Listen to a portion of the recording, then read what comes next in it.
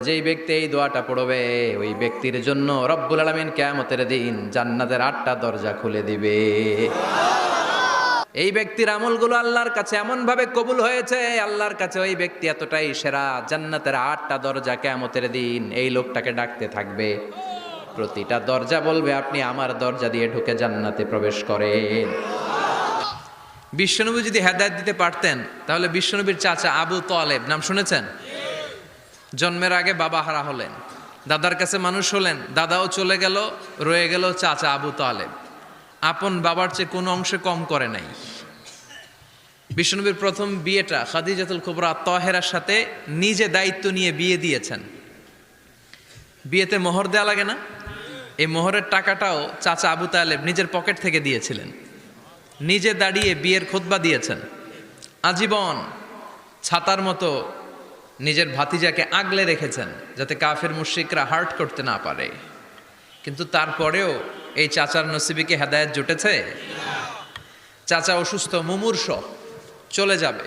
বিশ্বনবী বলেছেন, লাকিনু মাউতাকুম লা ইলাহা ইল্লাল্লাহ, তোমরা মুমূর্ষদের সামনে বসে লা ইলাহা পড়ো।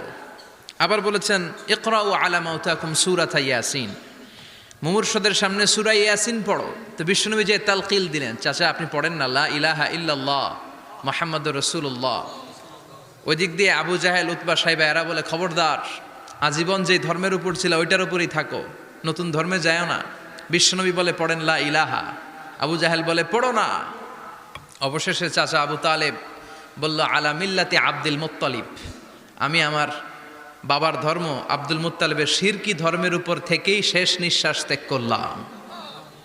নসিবে হেদায়েত জোটে?